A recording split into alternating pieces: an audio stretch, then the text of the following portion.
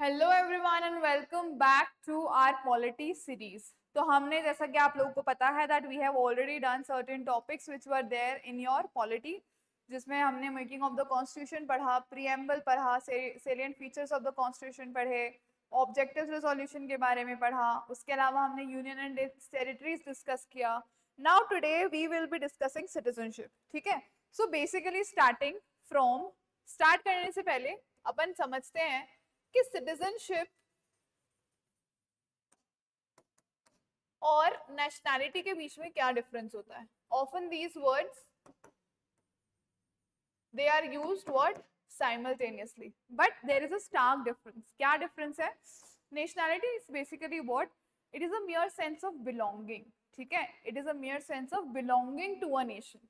For its आपका कोई ancestral ties हो सकती है, उसके कल्चर, उसके हेरिटेज से आपके टाइज हो सकते हैं, या फिर maybe you were born there, maybe your ancestors were there or anything. Okay, so that sense of belongingness to a nation is called your nationality. Whereas citizenship is a legal status. Citizenship क्या है? एक legal status है जो कि एक country किसी भी person को देती है और वो बताती है that now this person is a full member of us, of our state, और इसके पास में जितने भी राइट्स हैं, चाहे से वो पॉलिटिकल राइट्स हो, इकोनॉमिक राइट्स हो या सोशल राइट्स हो, all of these rights are present with this particular person. ठीक है, so nationality is what? Nationality is more a sense of belonging towards a nation, whereas citizenship is what? Citizenship is a legal status given by a state to a person. Okay, आगे चलते हैं हम। Citizenship जो है आपका article 5 to 11 deals with your citizenship provisions. ठीक है, in the constitution. और सबसे पहले वो डिफाइन करता है दैट व्हाट, सबसे पहले हम डिफाइन करते हैं कि सबसे सिटीजन क्या है। So citizen is basically the full member of a state. ठीक है, जिसके पास में सोशल, इकोनॉमिक और पॉलिटिकल तीनों राइट्स मौजूद हैं। ठीक है, तो citizens are defined as what? As the full members of Indian state who owe allegiance to it and enjoy all civil and political rights. ठीक है, with rights comes duties. That is what the statement is saying, कि आपके पास सारे enjoyment है rights के, but you have to also owe your allegiance to the nation. Okay, you have to show your what? You have to show your loyalty to the nation. You have to also fulfill certain duties towards your nation. ठीक है, उसके बाद में concept आता है आपके aliens का। ठीक है, ये तो सिटीजन्स हो गए। उसके बाद में कॉन्सेप्ट आता है आपके एलियंस का। एलियंस कौन होते हैं? Basically aliens are the people who are not the citizens of India and they are the citizens of some other country. Okay, though वो इंडिया में रह रहे हैं लेकिन वो इंडियन सिटीजन नहीं है। ठीक है, अब एलियन भी क्या है आपके? दो तरीके के हैं। First is your friendly aliens and second is your enemy aliens. ठीक है, फ्रेंडली एलियंस कौन है आपके? फ्रेंडली एलियंस वो लोग हैं जो किसी और कंट्री के सिटीजन है और हमारे यहाँ पर रह रहे हैं, लेकिन हमारा उस कंट्री से जो रिलेशन है वो बहुत अच्छा है। For example, any Russian person living in India is what? Is a friendly alien. Okay, whereas enemy aliens कौन होते हैं? जिन कंट्रीज से हमारे इंडिया के रिलेशंस अच्छे नहीं होते हैं या स्ट्रेन्ड होते हैं। ठीक है, उन कंट्रीज के जो लोग यहाँ रह रहे हैं, they are what? Enemy aliens.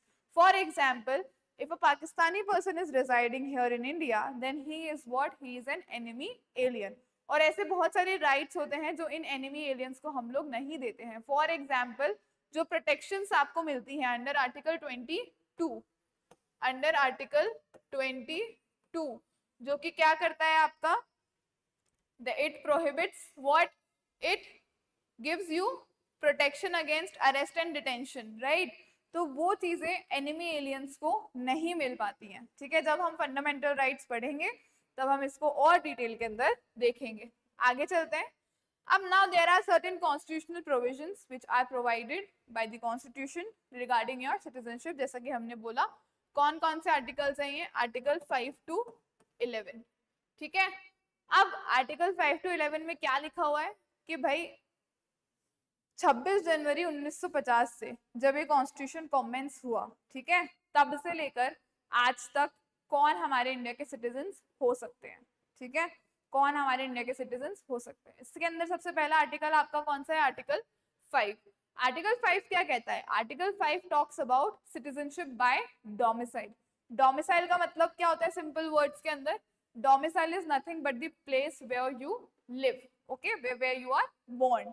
तो ये क्या कहता है article number 5, that it defines citizens based on what, on domicile, ठीक है, provided that they were born in India, या तो वो इंडिया में बोर्न हुए हो, या उनके either of their parent was born in India, ठीक है, और they were ordinary resident for 5 years before the commencement of the constitution। क्या बोल रहा है ये, या तो वो इंडिया में बॉर्न हुए हों, ठीक है, या फिर उनके दोनों में से कोई भी एक पेरेंट इंडिया में बॉर्न हुआ हो, या फिर commencement of the constitution that is 26 जनवरी 1950 से 5 साल पहले से, 26 जनवरी 1950 से 5 साल पहले से वो इंडिया के अंदर एज एन ऑर्डिनरी सिटीजन रह रहे हो, ठीक है, so then they will be granted what, citizenship by domicile, ठीक है।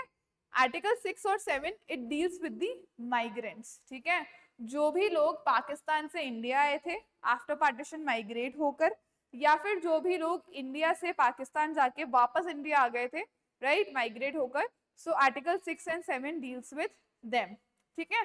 Then comes your article 8। Article 8 basically उन सिटीजन्स के से डील करता है जो, जिनके मतलब it deals with persons of Indian origin, ठीक है, जो कि कहाँ, कहीं और रिजाइड कर रहे हैं, okay, if a person who is of Indian origin but he is residing outside of India, ठीक है, so it deals with what, that article 8 deals with the these kind of persons, ठीक है, जो कि Indian origin के हैं लेकिन वो कहाँ रिजाइड कर रहे हैं, they are residing outside of India, okay, so article 8 deals with it, ठीक है। अब इसके अंदर देखो क्या बोलता है ये आर्टिकल 8, कि कोई भी ऐसा इंसान, ठीक है, जो इंडियन ओरिजिन का है लेकिन आउटसाइड इंडिया में रह रहा है, अब फॉर एग्जाम्पल कोई बच्चा हुआ, ठीक है, ऐसे लोगों का जो कि बाहर रह रहे हैं, now that person, that kid, he has to be registered with the Indian जो भी कॉन्सुलेट है वहां पर, इंडियन जो भी रिप्रेजेंटेटिव है वहां पर उस पर्टिकुलर कंट्री के अंदर, वहां पर जाकर उनको उस बच्चे को क्या कराना पड़ेगा, उसको रजिस्टर करवाना पड़ेगा। He must be registered as an Indian citizen if he has to acquire Indian citizenship. Article 8 deals with all of these things. Then comes your Article 9. Article 9 talks about single citizenship. ये हमने पहले भी discuss किया है, it is a unitary feature कि हमारे India के अंदर हमने क्या दिया है, सिंगल सिटीजनशिप का क्या दिया है, प्रोविजन दिया है, whereas यूएस में क्या है, डुअल सिटीजनशिप है, मतलब they are the citizens of USA as well and they are the citizens of the particular states as well, but India के अंदर क्या है, इंडिया के अंदर सिर्फ सिंगल सिटीजनशिप है, that any person who voluntarily acquires the citizenship of a foreign state, उसकी जो भी इंडियन सिटीजनशिप है वो चली जाएगी ऑटोमेटिकली, राइट, कि कोई भी इंडियन सिटीजन अगर किसी भी फॉरेन स्टेट की सिटीजनशिप अक्वायर करता है तो उसकी जो इंडियन सिटीजनशिप है वो ऑटोमेटिकली चली जाएगी। क्यों? क्योंकि हमारे यहाँ पर क्या कॉन्सेप्ट है, we have a concept of single citizenship.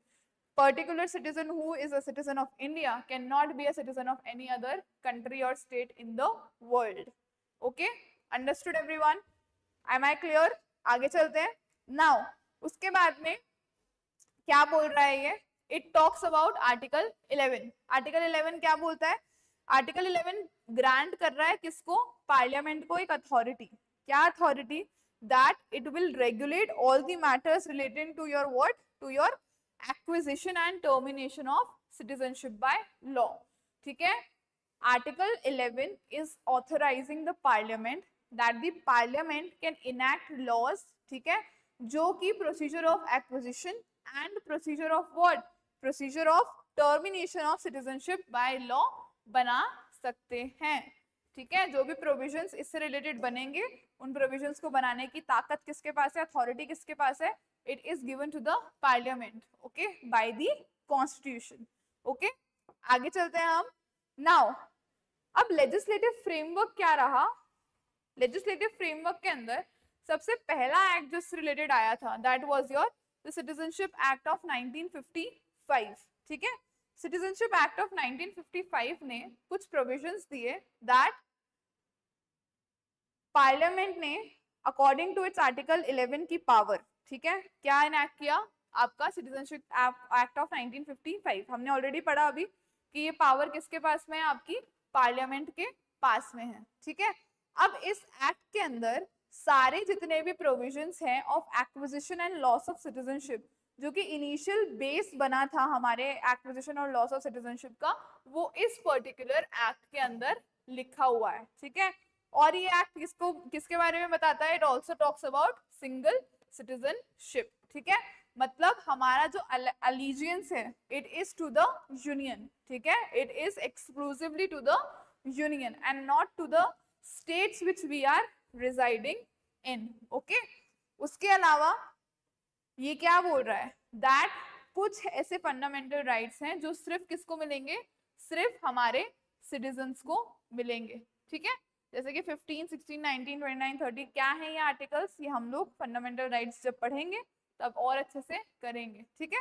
आपके इक्वालिटी से रिलेटेड है, फ्रीडम से रिलेटेड है, आपके रिलीजियस एंड कल्चरल प्रैक्टिसेस से रिलेटेड है, right. So these rights are available only to the citizens exclusively. So all of these things are outlined where? Are outlined in your Citizenship Act of 1955, ठीक है।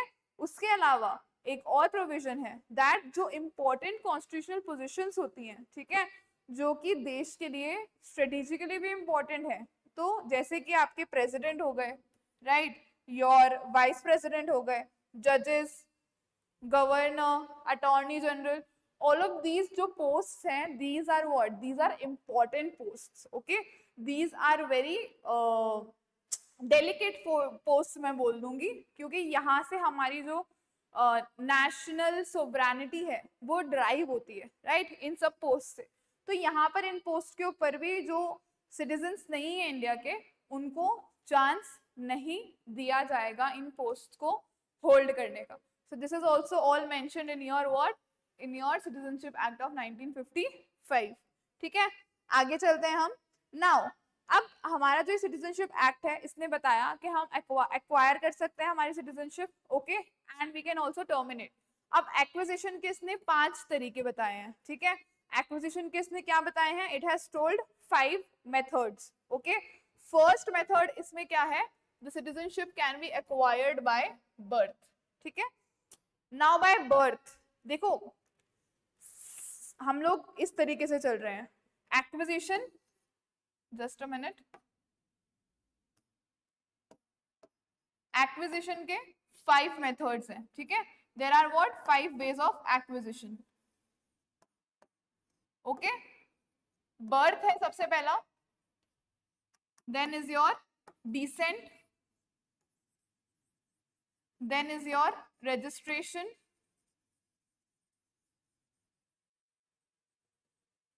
ठीक है। उसके बाद में आपका नेचुरलाइजेशन हो गया,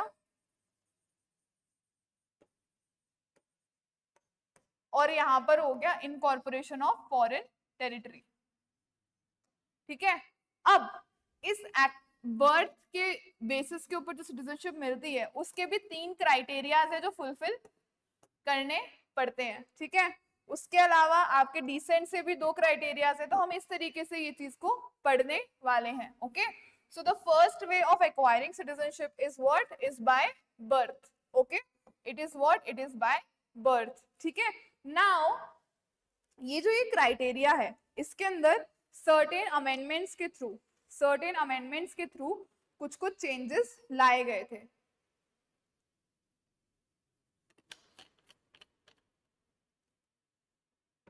And finally, what did it say? That the people between 1950 Jan 26 और July 21 1987, ठीक है, they are the citizens by birth in India, कि ये जो भी लोग इस दौरान पैदा हुए हैं, so they people are the citizens of India by birth।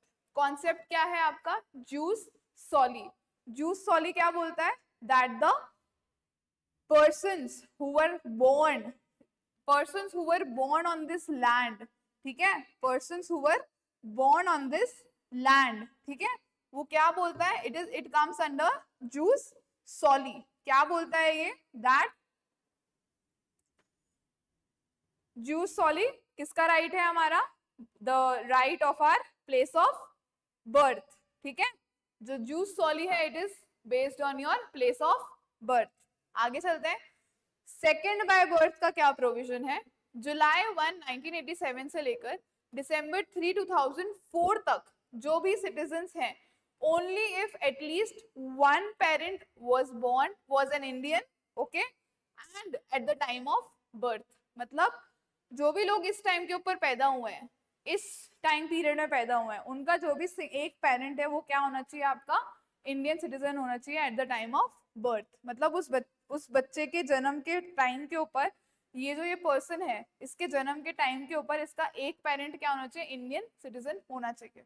उसके बाद में थर्ड प्रोविजन क्या दिया इन्होंने, दैट ऑन और आफ्टर December 3, 2004 एक पेरेंट तो इंडियन सिटीजन होना चाहिए, और जो दूसरा पेरेंट है वो कोई इलीगल क्या नहीं होना चाहिए, इलीगल माइग्रेंट नहीं होना चाहिए, ठीक है। Citizens only if both parents are citizens, ठीक है, या तो दोनों पेरेंट्स ही सिटीजन्स हो इंडिया के, तो उनका जो बच्चा हो रहा है इस डेट के बाद में या इस डेट के ऊपर, वो क्या होगा, that person, that kid will be deemed as the citizen of India if both the parents are Indian citizens at that time. और if one parent is citizen and the other is not an illegal migrant, ठीक है, कि एक parent जो है वो तो citizen है और दूसरा पेरेंट जो है वो इलीगल माइग्रेंट नहीं होना चाहिए, राइट। हमारे इंडिया के अंदर बहुत सारी पोरस बॉर्डर्स हैं, राइट, जहां पर प्रॉपर क्लियर डिफाइंड बाउंड्री नहीं है, प्रॉपर क्लियर डिफाइंड फोर्सेस नहीं है, तो वहां से क्या होता है, हमारे यहाँ पर इलीगल माइग्रेशन हो जाता है। तो ये एक प्रोविजन क्या कहता है कि दिसंबर 3, 2004 के ऊपर या उसके बाद में जो भी बच्चे पैदा हुए हैं इंडिया के अंदर, उनका एक पेरेंट जो है वो सिटीजन होना चाहिए और दूसरा पेरेंट इलीगल माइग्रेंट नहीं होना चाहिए, तभी ही will be considered as a citizen by birth, ठीक है। I hope you have understood this. Then comes your citizen by descent. क्या बोल रहा है ये, that citizen by descent. अब इस citizen by descent के अंदर there are two provisions. क्या है, two provisions हैं। सबसे पहला provision क्या है, देखते हैं, प्री December 10, 1992, मतलब December 10, 1992 से पहले required that the father to be an Indian citizen, ठीक है। डिसेंट के बेसिस के ऊपर हम सिटीजन किसको मान सकते हैं, जिनके फादर जो हैं वो क्या है, सिटीजन ऑफ इंडिया होते, कब, December 10, 1992 से पहले, ठीक है। उसके बाद post December 3, 2004 birth must be registered eight N Indian consulate with in 1 year। अभी हमने आर्टिकल 8 में पढ़ा था, राइट, जो भी इंडियन ओरिजिन के लोग हैं और जो कि बाहर रह रहे हैं, ठीक है, उससे रिलेटेड एक ये प्रोविजन है जिसके अंदर सिटीजन बाय डिसेंट, डिसेंट क्या होता है आपका, basically your family lineage, right, आपकी जो फैमिली लीनिएज है उसके बेस के ऊपर। तो सबसे पहला क्या बोल रहा है ये, 1992 December 10 से पहले जितने भी लोग हैं वो सिटीजन कहला सकते हैं by descent if their father was an Indian citizen, okay. Then after post December 3, 2004 क्या बोल रहा है ये, that the birth of any such person it must be registered with an Indian consulate. जो भी इंडियन रिप्रेजेंटेटिव है उस country के अंदर, उसके पास में उस बच्चे का जन्म जो है वो रजिस्टर होना चाहिए, okay, and that too within 1 year। What it is saying, that within 1 year, okay. और लेटर अगर विद इन 1 year रजिस्टर कराने में पेरेंट्स फेल होते हैं तो later they can also register with the permission of what, with the permission of central government, ठीक है। That उसके अलावा पेरेंट्स मस्ट ऑल्सो इंश्योर कि उस बच्चे के पास में फॉरेन सिटीजनशिप नहीं होनी चाहिए या फॉरेन पासपोर्ट उसके पास में नहीं होना चाहिए। Then only this person can be registered as the citizen of India based on his descent, okay. I hope आपको समझ में आया होगा। आगे चलते हैं। Third way of acquiring citizenship is what, by registration, by what, registration, ठीक है। अब ये जो रजिस्ट्रेशन है, it is only applicable to certain what, it is only applicable to specific categories, ठीक है। स्पेसिफिक कैटेगरीज का मतलब क्या है, मतलब वो इलीगल माइग्रेंट्स नहीं होने चाहिए, ओके। अब बाय रजिस्ट्रेशन सिटीजनशिप लेने के लिए कौन एलिजिबल होते हैं, ठीक है। First is person of Indian origin who is residing in India for 7 years before application, मतलब अप्लाई करने से 7 साल पहले वो कहाँ इंडिया के अंदर रिजाइड कर रहा है, पहली कंडीशन में इसको सिटीजनशिप दी जा सकती है, right. Persons married to Indian citizens and residing in India for 7 years before application, अगर किसी इंसान की इंडियन सिटीजन से शादी होती है और वो एप्लीकेशन से 7 साल पहले से इंडिया में रह रहे हैं, then that person can be granted what, citizenship. OCI card holders, ठीक है, registered for 5 years and residing in India for 1 year immediately preceding the application, मतलब OCI कार्ड होल्डर्स कौन होते हैं आपके, ओवरसीज सिटीजन्स ऑफ इंडिया, क्या होते हैं हम आगे समझेंगे, ठीक है। वो क्या बोल रहा है कि 5 years तक वो क्या हो, रजिस्टर्ड हो एज OCI कार्ड होल्डर्स। उसके अलावा जब वो एप्लीकेशन कर रहे हैं उससे 1 साल जस्ट पहले वो पूरे 1 साल इंडिया के अंदर रह रहे हो, ठीक है। All must take an oath of allegiance, मतलब they must all take an oath of allegiance that they will give their allegiance to the union of India, ठीक है। तो ये हो गया बाय आपका रजिस्ट्रेशन। 4 तरीके यहाँ, 3 तरीके आपको यहाँ पर बताए गए। Then comes your by naturalisation, ठीक है। नेचुरलाइजेशन से किसको, ऑर्डिनरी एलियंस को, ठीक है। कब, जब वो पर्टिकुलर जो है रिक्वायरमेंट्स को फुलफिल करते हैं, ठीक है। स्टैंडर्ड रेजिडेंसी रूल क्या है, that applicant must have resided in India for 12 months preceding application, मतलब एप्लीकेशन डालने से 12 महीने पहले the applicant he must be residing in India, मतलब 1 साल तक उसको रिजाइड करना पड़ेगा एप्लीकेशन डालने से पहले, ठीक है। उससे पहले, अब 1 साल तो ये हो गया, ठीक है। 1 year is this, 1 year is this application से पहले, ठीक है। उससे पहले भी not less than 11 years aggregate residence during the previous 14 years, उससे पहले के 14 साल में से कम 11 साल भी वो कहाँ रहा हुआ होना चाहिए, he must be residing in India, then that person can be deemed as a citizen by naturalisation. मतलब अप्लाई किया उसने, ठीक है, अप्लाई करने से इमीडिएटली 1 साल पहले उसका इंडिया में रहना जरूरी है, ठीक है। और उससे के पहले के जो 14 साल थे, उन 14 साल में से 11 साल उसका इंडिया में रहना जरूरी है, तब जाके वो बाय नेचुरलाइजेशन इंडियन सिटीजन बन सकता है, ठीक है। आई होप आपको समझ में आया होगा। उसके अलावा अब यहाँ पर एक वेवर भी डलता है, ये कंडीशंस जो है ये वेव्ड हो सकती हैं, ठीक है। किसके लिए वेव हो सकती है, जिसने कोई भी डिस्टिंग्विश सर्विस दी हो हमारे इंडिया में, किसी भी फील्ड, जैसे कि साइंस हो गया, फिलोसफी हो गया, आर्ट हो गया, इन चीज के लिए अगर किसी ने बहुत डिस्टिंग्विश्ड सर्विस दी है इंडिया को, तो उसके लिए ये कंडीशन वेव हो सकती है, and that person can be made as a citizen of India by naturalisation, ठीक है। लास्ट तरीका क्या है, बाय इनकॉर्पोरेशन ऑफ टेरिटरी। अगर हम किसी फॉरेन टेरिटरी को इनकॉर्पोरेट कर लेते हैं तो ऑटोमेटिकली उस कंट्री के, उस टेरिटरी के जो भी लोग हैं वो इंडियन सिटीजन कहलाने लग जाएंगे, ठीक है। I hope you have understood this. Now let us move forward. Now we come to the loss of citizenship. जो आपका सिटीजनशिप एक्ट है 1955 का, उसने एक्विजिशन के 5 तरीके बता दिए।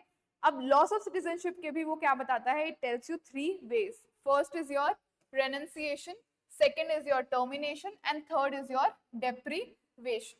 Renunciation का मतलब क्या होता है, जब एक अडल्ट सिटीजन वॉलंटरीली क्या करता है, अपनी सिटीजनशिप को क्या करता है, डिक्लेयर कर देता है वो कि वो इंडियन सिटीजन अब नहीं है। He voluntarily declares that he is no more an Indian citizen, ठीक है। और क्या बोल रहा है ये, that this particular thing, this renunciation, it can not be done, it can not be registered during a time of war, okay. ये जो वॉलेंटरी डिक्लेरेशन है कि भाई अब मैं इस कंट्री का सिटीजन नहीं हूं, this can not be done during a war, ठीक है। और it is also saying that the minor children automatically lose citizenship but can recover it within 1 year of turning 18. कि अगर कोई ऐसा अडल्ट है जिन्होंने अपनी सिटीजनशिप को रेनंसिएट कर दिया और उनके कोई माइनर चिल्ड्रन है तो उनके भी सिटीजनशिप क्या होगी, चली जाएगी automatically. But when he turns 18 तो उनको 1 साल का चांस दिया जाएगा that within that 1 year they can take back again their citizenship. ठीक है, they can again recover their citizenship. Then second way of loss of citizenship is termination. Termination का मतलब automatic cession when a citizen voluntarily acquires the citizenship of another country. मतलब अगर मैं एक Indian citizen हूँ और मैंने यूएस में जाके यूएस की सिटीजनशिप ले ली तो मेरी जो ये वाली सिटीजनशिप है ये ऑटोमेटिकली टर्मिनेट हो जाएगी. ठीक है, so this is your termination and it holds up what actual what article 9 dual citizenship नहीं हो सकती हमारे इंडिया में, सिंगल सिटीजनशिप का कॉन्सेप्ट है. Then comes your deprivation. Deprivation is a compulsory termination. Compulsory termination क्यों होगा, जब गवर्नमेंट को पता चलेगा कि इस इंसान ने ये सिटीजनशिप फ्रॉड से ली है. ठीक है, that when the central government, ठीक है, उसको पता चलेगा कि इन्होंने या तो ये सिटीजनशिप को फ्रॉड से लिया है या फिर इन्होंने किसी भी तरीके की डिसलॉयल्टी दिखाई है किसको, कॉन्स्टिट्यूशन या फिर इंडिया को. ठीक है, और या फिर उन्होंने अनलॉफुली कम्युनिकेट किया है with the enemy during war. For example कोई पाकिस्तानी सिटीजन था, उसने बाय नेचुरलाइजेशन उसने इंडियन सिटीजनशिप अक्वायर कर ली. हम एक हाइपोथेटिकल सिचुएशन ले रहे हैं, बट फिर इंडिया पाकिस्तान का वॉर हो गया और उसने पाकिस्तान को कुछ खुफिया खबर थी वो पास ऑन कर दी, तो उसकी जो सिटीजनशिप है उसको क्या कर सकते हैं, उसको सिटीजनशिप से डिप्राइव कर सकते हैं, डेप्रिविएट हम कर सकते हैं. That is the concept of deprivation. ठीक है, so this is all about your process या all about your ways of what, loss of citizenship. ठीक है, अब हम आते हैं हमारे सिटीजनशिप अमेंडमेंट एक्ट 2019 के ऊपर, CAA, जिसके ऊपर बहुत बवाल हुआ था, right. There was widespread protest. So CAA 2019 जो था उसने इस एक्ट को अमेंड किया था. ठीक है, और उसने स्पेशल ट्रीटमेंट दिया था किसको, माइग्रेंट्स को, based on religion and geography. Religion and geography कैसे, that it allowed certain communities, कुछ कम्युनिटीज के जो माइग्रेंट्स थे उनको सिटीजन बनाने की बात की गई थी. ठीक है, कुछ कम्युनिटीज और कुछ कंट्रीज जो हमारी इमीडिएट नेबर्स हैं उनकी. ठीक है, कौन सी कम्युनिटीज थी जो अलाउड है, वो eligible communities are Hindus, Sikhs, Buddhists, Jains, Parsis and Christians. मतलब they excluded what, they excluded Muslims. Why, because these neighboring nations are majority Muslim nations. तो गवर्नमेंट का ये कहना था दैट जो भी लोग आते हैं अदर रिलीजन के हमारे यहाँ पर माइग्रेट होकर, they are basically what, they are basically deprived of their rights and they are not living their good life. So if they are migrating here in India, so we are welcoming them, we can make them citizens. ठीक है, कौन सी countries, Afghanistan, Bangladesh and Pakistan. अगर इन तीनों देशों से इन communities के लोग हमारे इंडिया में आते हैं, so these people can be registered as citizens. They will not be treated as illegal migrants. Okay? Now, क्या बोला इन्होंने, that migrants from these communities entering India before December 31, 2014 are exempted from being treated as what, illegal migrants. मतलब ये क्या बोल रहे हैं कि इन तीन देशों से अगर इन धर्मों के लोग एंटर हो रहे हैं इंडिया में दिसंबर 13, 2014 से पहले, तो इनको हम इलीगल माइग्रेंट कंसिडर नहीं करेंगे.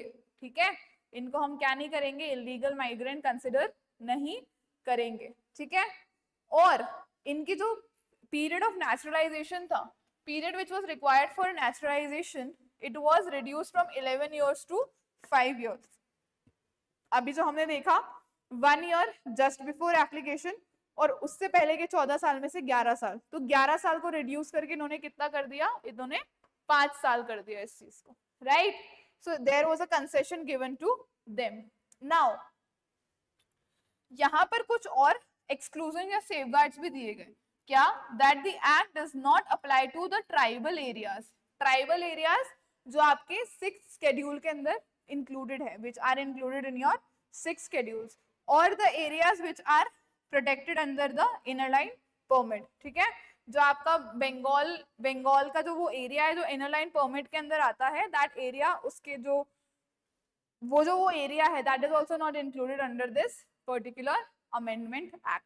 ठीक, नाउ मूविंग फॉरवर्ड, उसके बाद में आता है आपका concept overseas citizen of India का। ठीक है, इस पर्टिकुलर चीज के अंदर आपका नेक्स्ट कॉन्सेप्ट आता है ओवरसीज सिटीजन्स ऑफ इंडिया का, जो कि हम कंटिन्यू करेंगे हमारे नेक्स्ट सेशन के अंदर। यहाँ पर हम लोग जानेंगे कि ओवरसीज सिटीजन्स क्या हैं, उनके लिए क्या प्रोविजंस है, ठीक है, उनको जो अमेंडमेंट आया उसने उसमें क्या प्रोविजंस चेंज किए, and then we will be doing certain practice questions. Till then thank you so much, और जो भी मैंने बताया आपको आई होप दैट आपको समझ में आया होगा, and just keep studying hard, start working best for yourself, and you will definitely achieve good marks and good grades and good results, and your dream of becoming RS officers will be definitely fulfilled. So all the very best, and thank you so much.